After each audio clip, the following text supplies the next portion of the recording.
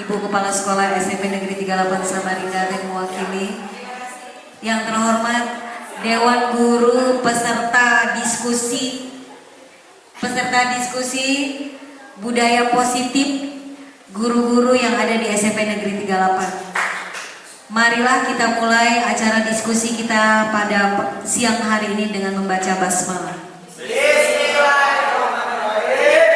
Untuk selanjutnya, untuk materi tentang budaya positif akan disampaikan oleh narasumber kita, yaitu pemateri kita Ibu Haja Isliana SPD. Assalamualaikum warahmatullahi wabarakatuh. Dan selamat siang, salam sejahtera untuk kita semua. Saya di sini bukan untuk mengajari atau merasa lebih pintar dari kalian ya. Sebenarnya kita sama-sama belajar di sini. Pada hari ini saya akan berbagi mengenai budaya positif. Apa itu budaya positif?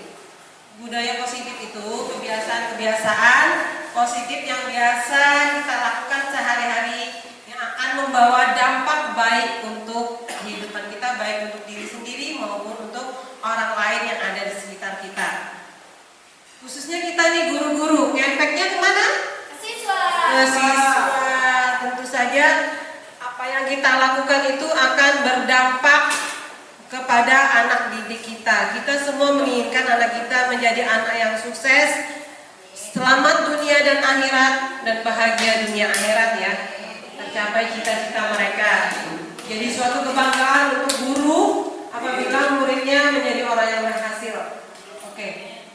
Budaya positif itu materinya akan terdiri dari yang pertama, disiplin positif dan nilai-nilai kebajikan universal.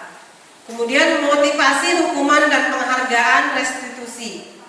Keyakinan kelas, kebutuhan dasar manusia dan dunia berkualitas. Kemudian 5 posisi kontrol. Kemudian segitiga restitusi. Mungkin hal-hal ini masih ada yang baru buat rekan-rekan ya. Akan saya bagi penjelasannya sedikit demi sedikit. Ini. Apa itu disiplin positif? Ini berdasarkan teori-teori para ahli ya. Disiplin yang pertama berdasarkan 9 pilar karakter Indonesian Heritage Foundation. Ada cinta Tuhan dan segenap ciptaannya. Kita mungkin sudah punya agama dan kita mencintai Allah insya Allah ya sebagai Tuhan kita, maupun yang non muslim mencintai Tuhannya juga. Kemudian kemandirian dan tanggung jawab, kejujuran, amanah dan diplomatis, hormat dan santun. Semua itu sudah kita lakukan sebenarnya ya. Kemudian percaya diri, kreatif dan pekerja keras. Saya yakin semua di sini adalah guru-guru pekerja keras. Kemudian kepemimpinan dan keadilan, baik dan rendah hati, maupun toleransi, kedamaian dan kesatuan. Itu tadi untuk yang bagian pertama. Bagian yang kedua ada namanya keterampilan hidup ya. Keterampilan hidup itu apa saja? 1, dapat dipercaya. Kita semua ingin jadi orang yang dapat dipercaya orang-orang lain ya. Sakit rasanya kalau kita yang bicara terus tidak dipercaya gitu. Kemudian lurus hati, pendengar yang aktif, tidak merendahkan orang lain. Nah, jadi mungkin kalau kata lainnya membuli, merendahkan orang lain ya. Kemudian memberikan yang terbaik yang kita bisa berikan dari diri kita. Untuk petunjuk hidup ada rasa peduli. Artinya kita peduli dengan hal-hal yang terjadi di lingkungan kita. Misalnya ada anak didik kita yang sakit, apa yang harus kita lakukan? Kemudian penalaran, bekerja sama. Kemudian keberanian, keingintahuan, usaha, keluasan, fleksibilitas dan sebagainya. Ini materinya bisa kita baca sama-sama di sini. Oke, akan saya lanjutkan ke materi yang berikutnya. Motivasi, hukuman dan penghargaan, restitusi. Apa sih itu restitusi tadi ya? Hal yang sangat baru. Untuk saya pun sebenarnya sangat baru ini ya. Restitusi itu, oke, ini bagian dari guru ya. Ada yang menghukum atau hukuman, kemudian ada yang konsekuensi, itu bagiannya. Kemudian bagian restitusi. Jadi restitusi itu seperti sebuah konsekuensi, tapi sudah disepakati antara guru dan siswa. Jadi di situ dia akan tahu dampak baiknya dan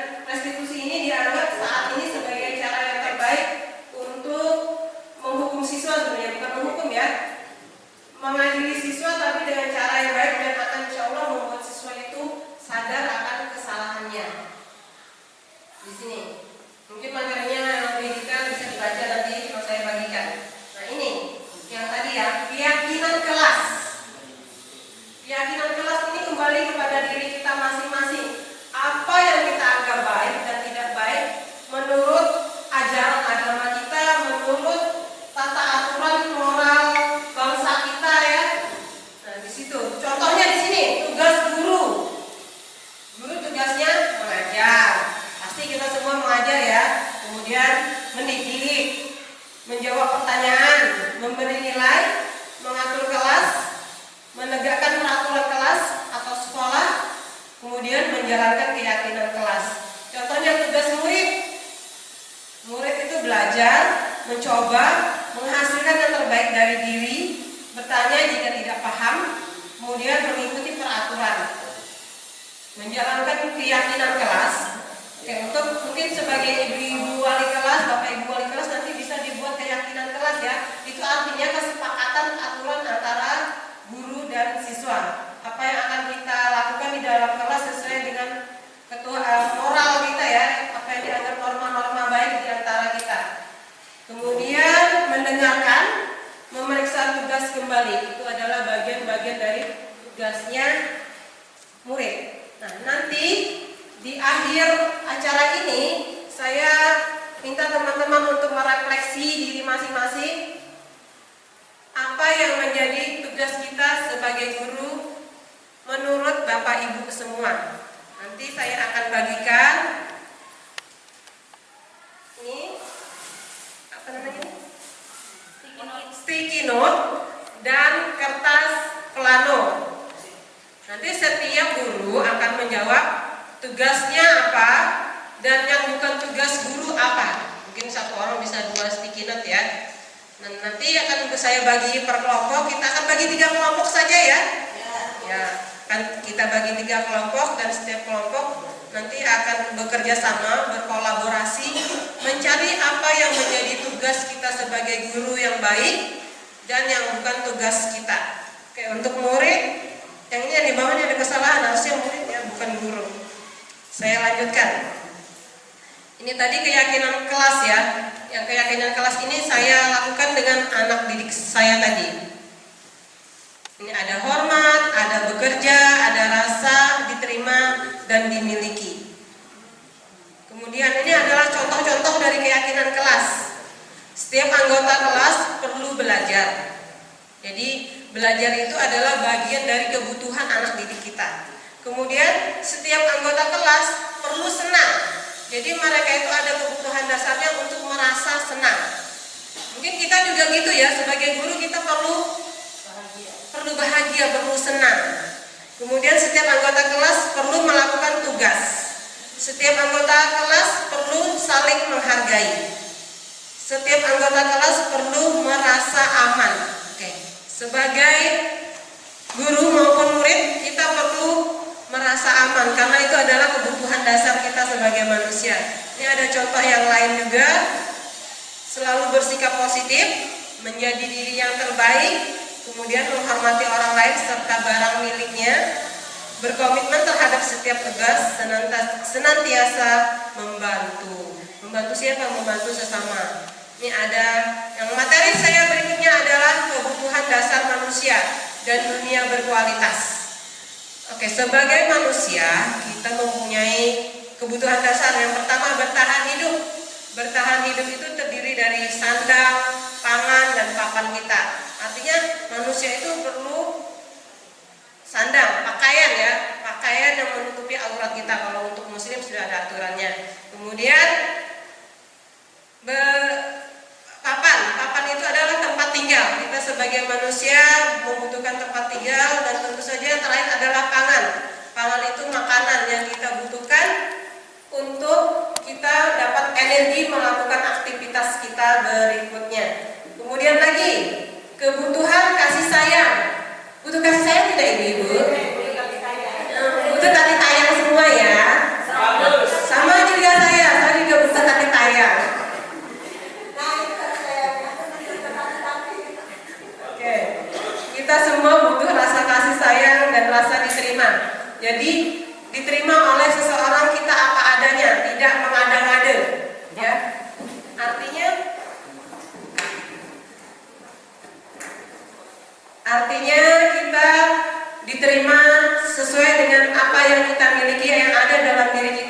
kekurangan maupun kelebihan kita. Kemudian begitu juga anak murid kita, mereka ingin diperhatikan, diberi kasih sayang, ingin diterima sesuai dengan apa yang ada di diri mereka, apa yang menjadi kodrat alam mereka. Kemudian kebebasan. Untuk kebebasan di sini tidak hanya kebebasan sebebas-bebasnya ya, tetapi bebas ada aturannya, bebas untuk berpendapat contohnya ya. Kemudian bebas untuk melakukan sesuatu yang menjadi pilihan hatinya, tetapi tetap dalam atau sesuai dengan norma-norma yang ada di negara kita maupun menurut aturan agama. Kemudian kesenangan serta penguasaan. Penguasaan di sini kita bisa memiliki sesuatu yang kita inginkan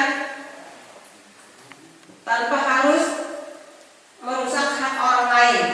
Kemudian kesenangan di sini adalah kita butuh kesenangan ya.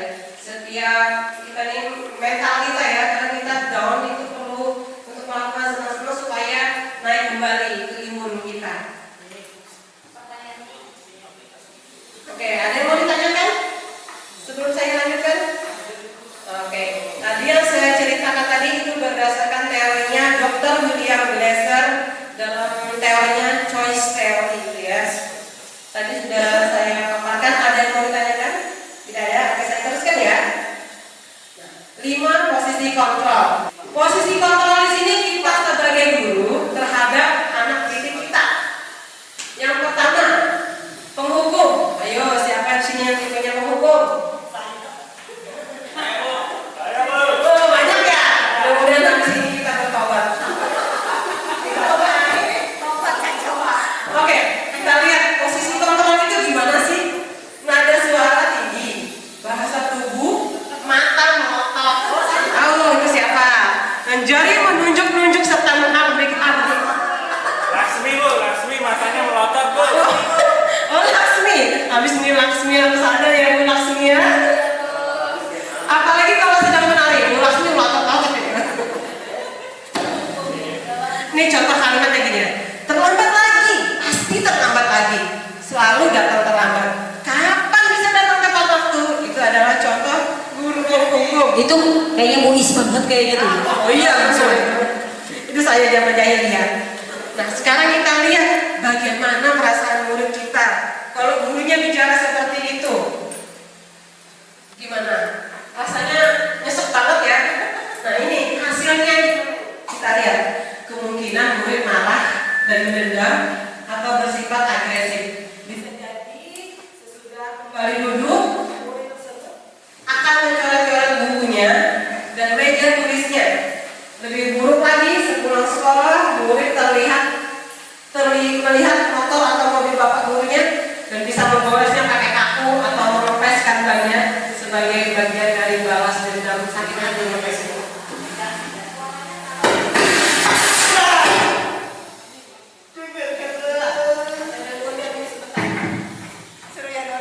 Yang kedua, guru sebagai pembuat merasa bersalah.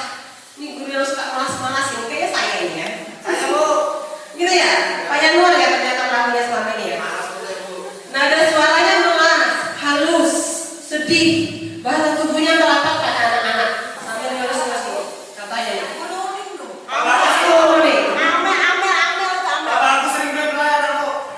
Adi, contohnya gini ya. Adi, kamu ini bagaimana? Kamu sudah berjanji dengan ibu, tidak akan terlambat lagi. Kamu kenapa ya? Senang sekali mengecewakan ibu. Ibu benar-benar kecewa sekali. Nah, itu tadi guru si pembuat merasa bersalah kalau ada muridnya terlambat, dia akan berkata seperti itu ya, atau kurang lebihnya seperti itu. Nah, itu dampaknya sama murid. Murid akan merasa bersalah. Dan kalau muridnya sadar tadi ya. Kalau muridnya bebal, dia akan merasa bersalah terus telah mengecewakan ibu atau bapak gurunya. Murid akan merasa menjadi orang yang gagal dan tidak sanggup membahagiakan orang lain, apalagi membahagiakan pasangannya. Suaranya ramah, akrab dan bercanda. Bahasa tubuh merapat pada murid, mata dan senyum jenaka. Siapa yang suka senyum jenaka? Bu Evi. Ini contoh kalimatnya begini nih kalau guru teman. Oh boleh boleh. Adi, ayolah. Bagaimana sih kamu? Kemarin kamu sudah janji ke bapak bukan? Kenapa terlambat lagi? Sambil tertawa ringan nih. Ya sudah, tidak apa-apa. Duduk dulu sana. Nanti Pak Guru bantu. Kamu ini sambil senyum-senyum ya. Hanya seperti itu, tidak menghukum, tidak menghardik. Itu guru sebagai teman. Bagaimana perasaan murid dengan sikap guru seperti ini? Murid akan merasa senang dan akrab dengan guru tersebut. Termasuk dampak yang positif. Hanya saja di sisi negatifnya, murid tergantung sama guru yang merasa jadi temannya. Dia akan merasa nyaman dengan guru yang merasa jadi temannya, tapi tidak akan nyaman dengan guru-guru yang lain yang memposisikan dirinya tadi sebagai si rasa bersalah ataupun sebagai penghukum. Nah, yang berikutnya, pemantau. Posisi guru sebagai pemantau. Nada suaranya datar aja. Kemudian bahasa tubuhnya formal. Contohnya, Adi, tahukah kamu jam berapa kita memulai? Tahu Pak, kamu terlambat 15 menit. Apakah kamu sudah mengerti konsekuensi yang harus dilakukan bila terlambat? Paham Pak, saya harus tinggal kelas pada jam istirahat nanti dan mengerjakan tugas ketertinggalan saya. Guru yang posisinya sebagai pemantau ini, ya benar. Nanti pada saat jam istirahat kamu harus tinggal di kelas untuk menyelesaikan tugas yang tertinggal tadi. Saya tunggu. Nah, di sini guru sebagai pemantau ini dia disiplin mengikuti aturan sekolah biasanya, benar-benar tepat. Dan orang seperti ini biasanya sangat tergantung dengan aturan-aturan yang telah diberikan oleh sekolahnya. Belum tentu aturan itu telah disepakati dengan anak didiknya ya. Kemudian hasilnya dari murid seperti ini apa? Kita lihat, murid memahami konsekuensi yang harus dijalankan karena telah melanggar salah satu peraturan sekolah. Guru tidak menunjukkan suatu emosi yang berlebihan, jadi datang aja dia. Kemudian menjadi marah atau membuat merasa berbuat salah terhadap muridnya tidak membuat merasa bersalah ya. Murid tetap dibuat tidak nyaman, yaitu harus tinggal di kelas pada waktu jam istirahat dan mengerjakan tugas. Guru tetap harus memantau murid pada saat mengerjakan tugas di jam istirahat. Hanya melelahkan guru ya, guru juga butuh istirahat sebenarnya. Kemudian murid tidak ditinggal seorang diri, karena namanya juga memantau selalu, semacam satpam. Jadi kita selalu mengawasi apapun jadi apa yang dilakukan oleh murid kita. Nah, sekarang yang terakhir di posisi manajer, yang ini dianggap sebagai posisi paling ideal. Di mana posisi ini guru berbuat sesuatu bersama dengan muridnya, mempersilahkan murid bertanggung jawab perilakunya, mendukung murid agar dapat menemukan solusi atas permasalahannya sendiri. Seorang manajer telah memiliki keterampilan di posisi teman maupun pemantau, dan dengan demikian jadi bila sewaktu-waktu kembali kepada posisi tersebut diperlukan. Jadi bisa kembali ke posisi teman, bisa jadi ke posisi pemantau, tapi tetap pada koridor sebagai posisi manajer. Kemudian dia mengacu pada segitiga restitusi. Nanti akan saya sampaikan juga apa sih itu segitiga restitusi. Ini dampaknya murid akan merasa dihargai. Guru pun tidak perlu marah-marah, jadi tidak perlu naik tensinya ya. Kemudian atau menunjuk-nunjuk murid berkaca pinggang itu tidak perlu dilakukan pada posisi ini. Murid fokus memperbaiki kesalahannya dan mencari solusi untuk permasalahan yang telah dia lakukan. Bukan untuk membahagiakan guru atau orang lain ya, tapi fokus kepada diri si murid yang melakukan kesalahan itu, dia berusaha memperbaiki. Nah, apabila telah berhasil memperbaiki, akan ada rasa puas terhadap diri murid tersebut, dan mereka pun insya Allah akan menjadi sadar apa yang telah menjadi kesalahan mereka buat. Tentunya ini tetap perlu bimbingan guru ya, tapi gurunya membimbingnya tidak boleh sambil emosi jiwa. Harus dengan santai, nada suaranya pun harus ramah sama anak-anak. Kita sendiri pun harus belajar mengelola emosi kita. Walaupun kadang kita ini emosi kadang melihat murid yang aneh-aneh kelakuannya ya. Tapi itulah mereka ya, mereka itu adalah makhluk yang unik, memiliki kelebihan dan kekurangannya masing-masing. Misalnya si A pintar di matematika tapi dia tidak pintar di bahasa Inggris. Biasanya juga seperti itu ya. Mungkin kita zamannya kita sekolah dulu, teman kita ada yang pintar hitung-hitungan nih, pintar akuntansi bukan main. Tapi begitu kena pelajaran seni budaya, nggak bisa menggambar, nggak bisa menyanyi, seperti itu.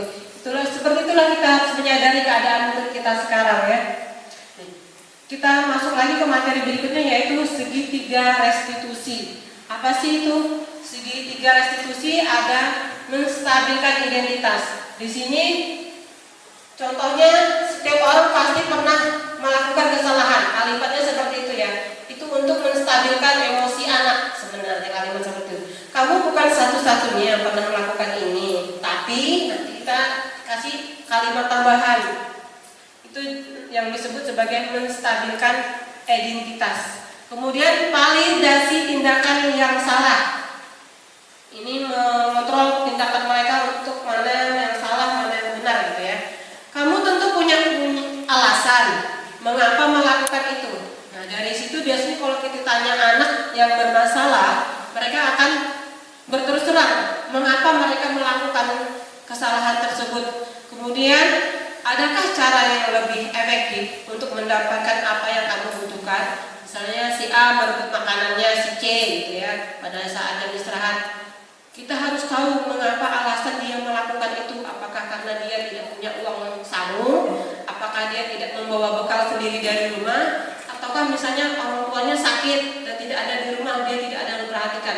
Kadang semua tindakan negatif anak didik kita itu mempunyai alasan ya. Kemudian keyakinan, ini yang termasuk menanyakan keyakinan. Tadi keyakinan kelas itu kesepakatan antara guru dan siswa untuk membuat kelas atau suasana sekolah itu nyaman, aman dan bahagia.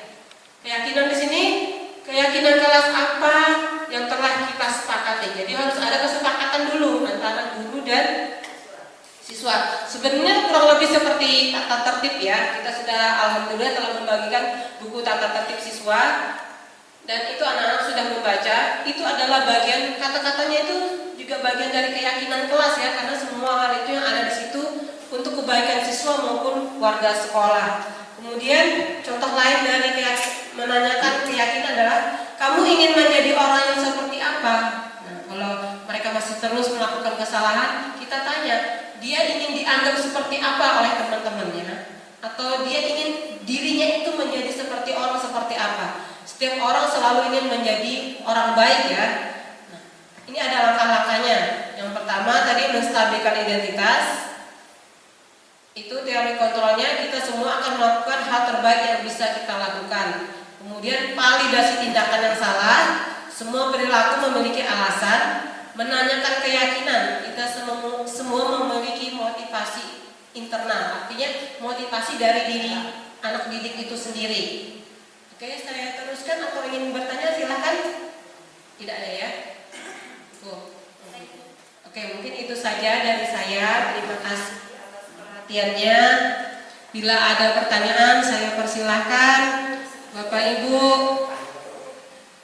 wabillahi taufiq wal hidayah. Wassalamualaikum warahmatullahi wabarakatuh. Waalaikumsalam warahmatullahi wabarakatuh. Oke, terima kasih. Itu tadi pemaparan tentang budaya positif yang disampaikan oleh narasumber kita Ibu Haja Isliana SPD. Dari pemaparan materi yang beliau sampaikan, mungkin dari rekan-rekan guru ada yang perlu ditanyakan atau diperjelas dari materi-materi yang tadi disampaikan. Dari teman-teman tadi yang dari disampaikan oleh materi tadi, mungkin teman-teman rekan-rekan guru ada yang bertanya. Oke, dipersilakan kepada Ibu Erni Sam. Terima kasih waktunya. Tadi bisa selain yang tentang berteman, guru posisi kontrol, guru bisa berteman dengan siswa. Yang jadi permasalahan sekarang, jika kita memberikan peluang ke siswa berteman, itu biasa menunjang. Nah, Terus bagaimana menghukumnya? Kita kadang tidak menghukum, siswa juga melunjak. Nah, batasan menghukum dan berteman antara guru dan siswa itu mungkin bisa diperjelas lagi. Terima kasih. Ibu Ernisa, akan saya kumpulkan dulu ya, nanti kita lanjut ke pertanyaan yang berikutnya. Terima kasih. Ada ini yang saya tanyakan. Mungkin pertanyaan ini sama juga dengan Bu Ernisa, karena memang kita sebagai guru ini pengen tahu posisi kita guru sebagai dimana cek kontrol, kontrol dalam posisi guru kita itu di mana posisi kita yang lebih tepat. Tadi di sini dijelaskan posisi manajer itu posisi yang sangat ideal antara posisi yang pemarah, yang benar marah-marah, kan?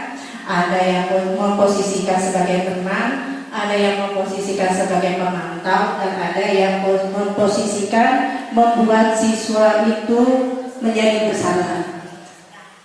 Yang saya kan posisi manajer itu katanya kan posisi yang sangat ideal. Sementara yang kita hadapi ini kan berbeda. Ada siswa yang bisa dihadapi dengan cara. Siswa ini sifat dan karakternya berbeda-beda. Di mana yang lebih tepat kita menghadapi siswa. Ada yang siswa bisa disampaikan dengan lembut, ada juga yang dengan keras. Misalnya kalau dengan lembut dia dimakannya lah istilahnya kita itu.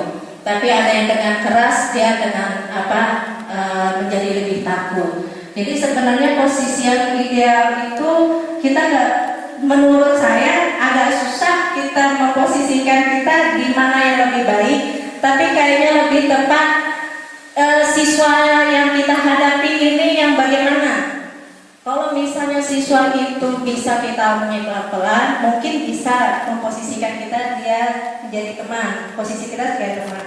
Tapi ada juga anak yang nggak bisa diposisikan harus keras.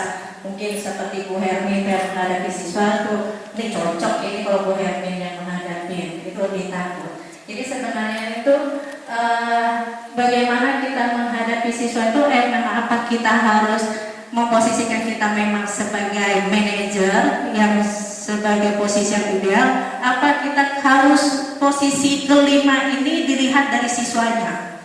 Nah itu yang saya ingin tanyakan, apa memang kita harus sebagai manajer, apa kita harus lihat siswanya, bagi siswa ini kalau menjadi posisi kita di mana. Jadi nggak mesti kita harus jadi manajer, apakah begitu?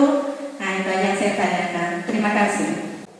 Oke, terima kasih tadi pertanyaan dari Ibu Dori. Selanjutnya pertanyaan terakhir, kita kasih kesempatan kepada Ibu Laksmi untuk menanyakan ke narasumber kita. Kepada Ibu Laksmi kami persilakan. Baik, terima kasih atas kesempatan yang diberikan kepada saya. Mungkin dari tadi pertanyaannya ini kan posisinya kita sebagai guru semua ya Bu ya. Kalau saya ini lebih menekankan bagaimanakah cara kita sebagai guru untuk menyiapkan siswa agar nantinya perilaku positif yang kita berikan kepada siswa ini bisa dibalas dengan perilaku positif juga oleh siswa. Karena tidak memungkiri ada kan karakteristik siswa yang dikatakan oleh Ibu Dori tadi, ketika diberikan perilaku positif tidak selamanya dia akan bisa membalas perilaku positif. Oke, terima kasih kepada tadi rekan-rekan bertanya. Ada 3 pertanyaan Ibu. Jadi tadi ada dari Ibu Ernisa, bagaimana batasan teman dan penghukum itu bagaimana Ibu? Terus dari Ibu Dori, bagaimana sih idealnya posisi manajer, sementara di lapangan itu karakter sama sifat anak-anak itu beda. Ya, terus tadi dari Ibu Laksmi, bagaimana sih cara guru berperilaku positif dibalas biar perilaku positif juga? Mungkin kami persilakan. Saya akan mencoba menjawab ketiga pertanyaan tadi ya. Mungkin ada tambahan-tambahan dari teman juga boleh. Berdasarkan pengalaman kita, mungkin yang lebih lama mengajar punya pengalaman-pengalaman yang lebih banyak dibanding kami yang baru mengajar ini. Kemudian untuk yang pertama batasan teman dan batasan guru sebagai penghukum ya. Kita ini bisa memposisikan jadi apapun sebenarnya. Dan posisi itu tidak semuanya salah ya. Terkadang kita harus menghadapi murid yang keras kepala dan mungkin di rumah dibiasakan berbicara kasar atau terbiasa dengan hukuman pukulan, hukuman fisik, hukuman mental dari orang tuanya, itu lebih sulit kalau kita kalem-kalemin sebenarnya ya. Kita perlakukan dengan kalem, tapi kita ingat kebutuhan dasar manusia itu kan butuh untuk senang, butuh untuk diakui. Nah, salah satu itu tadi mungkin kita akan sentuh hatinya. Biasanya kalau kita sentuh hatinya, walaupun memposisikan diri kita sebagai teman, dia akan segan terhadap kita ya. Mungkin mereka awal-awalnya mungkin agak-agak gimana, agak segan mungkin kita sebagai gurunya. Tapi kalau kita posisi teman, dia akan berterus terang karena kita dengan teman kita kadang kita merasa nyaman bercerita apapun ya. Sesuatu yang menjadi ganjalan hati kita itu posisi diri kita sebagai teman. Kalau sebagai penghukum tadi bisa jadi dilakukan untuk anak-anak yang karakternya memang sudah keras dari sananya. Tetapi ada batasannya, mungkin diposisikan lebih cocok ke pemantau ya. Berarti kalau di penghukum itu kan kita spontanitas melakukan hukuman tanpa ada kesepakatan sebelumnya atau tidak sesuai dengan aturan sekolah, itu namanya posisi penghukum. Kalau kita posisi pemantau tadi, kita sudah ada kesepakatan antara anak didik kita dengan murid kita, dengan guru. Artinya dengan guru-guru ini sudah ada kesepakatan. Itu kita bisa jadikan posisi kita sebagai pemantau. Mungkin ada tambahan dari teman-teman yang lebih berpengalaman? Ibu Yas bisa menambahkan? Atau Ibu Nuni? Pertanyaan kedua, manajer itu adalah posisi yang ideal tadi ya. Tapi di lapangannya kita suka menghadapi murid, mungkin sekali kita mengatasi permasalahan yang mereka lakukan sebagai seorang manajer ya, memposisikan kita sebagai manajer. Apabila kan permasalahan itu dari siswa ditangani oleh wali kelas dulu, seperti itu kan prosedurnya ya di siswaan. Kemudian apabila mental nih ke gurunya nih sudah mengatasi mereka dengan cara yang baik, memposisikan diri wali kelas itu sebagai manajer, tetapi anak masih saja mengulangi, kita akan mengkonsultasikannya kepada kesiswaan atau BK. Nah, dari BK ini akan dikontrol. Biasanya pengontrolannya ini tidak cukup 1 atau 2 hari ya. Perilaku mereka biasanya ada semacam kuesioner, ada semacam perjanjian. Kamu hari ini harus bisa melakukan ini hari kedua, hari ketiga, seperti itu. Itu tadi apabila murid kita yang kondisinya tidak bisa diperbaiki secara singkat, tapi harus membutuhkan waktu.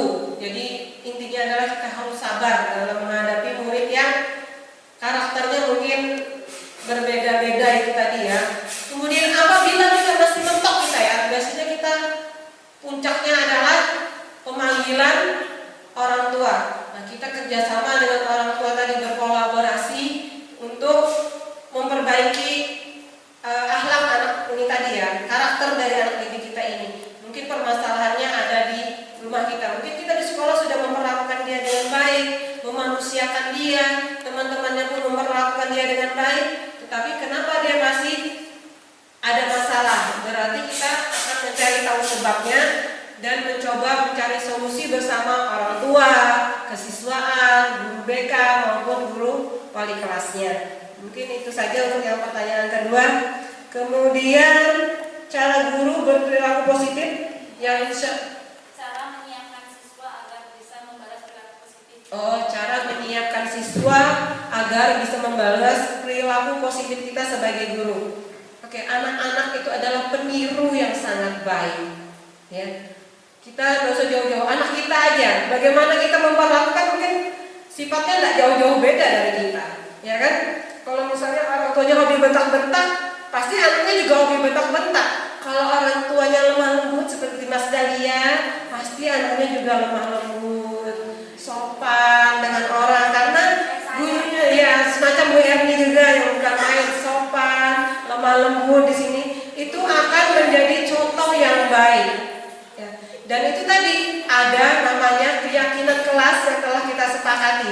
Di situ akan kita tuangkan hal-hal yang baik. Misalnya kita harus bersikap sopan, santun, dan peduli dengan orang di sekitar kita. Itu tadi adalah kesepakatan bersama ya. Jadi anak akan tertancap di hatinya, di kepalanya, di pemikiran mereka. Salah satu menjadi orang baik adalah bersikap santun tadi. Ya, kita sebagai guru memulai dari diri kita bisa memberi contoh yang baik juga dulu, memberi contoh bertindak yang positif. Contohnya kita adalah ibu-ibu yang bekerja keras, bapak-bapak yang bekerja keras ya di sini ya. Mungkin itu akan dilihat oleh anak didik kita. Ibu guruku sampai sore belum pulang, masih menyiapkan materi buat besok.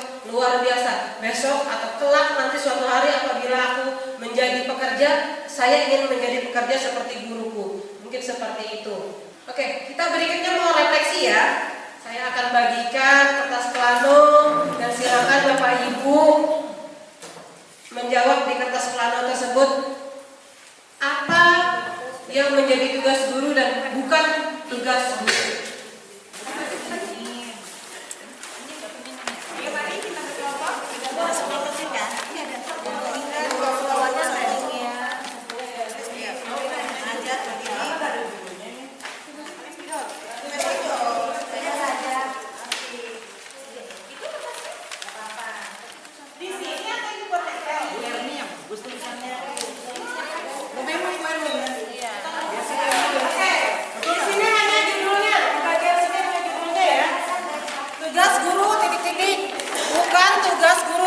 Baru kalian tempelin hasil pemikiran kalian yang di sticky note. Tugas guru dengan ini yang kalian ini tempel. Apa tugas guru? Bukan tugas guru. Satu-satu aja dikasih. Tugas guru mengajar, mendidik, menjawab. Mengajar, mendidik, menjawab, membimbing. Oke, dijawab dulu kemudian ditempel. Mengajar. Ditempel masih pakai sendiri. Boleh berdasarkan mungkin pengalaman, pemikiran kita sendiri apa yang menjadi tugas kita sebaiknya atau kita bagaimana gitu ya sebagai seorang guru.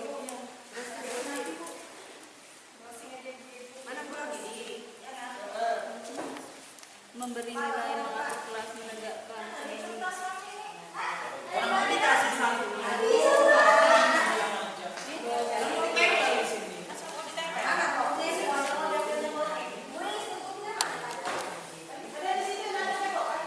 Yang bukan tugas guru.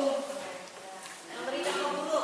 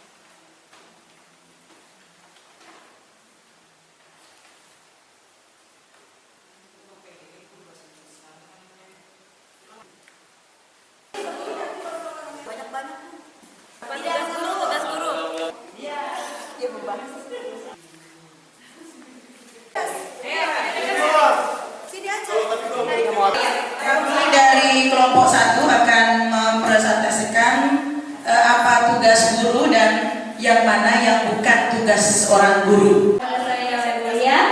Hasil diskusi dari kelompok 1 yang merupakan tugas guru itu adalah mengajar, mendidik, dan membimbing peserta didik. Kemudian ada juga memberi contoh perilaku yang baik. Selain itu ada menegakkan peraturan yang ada di kelas sesuai perilaku siswa, mengarahkan siswa membuat tugas, mendidik, mengajar, membimbing, menyarankan,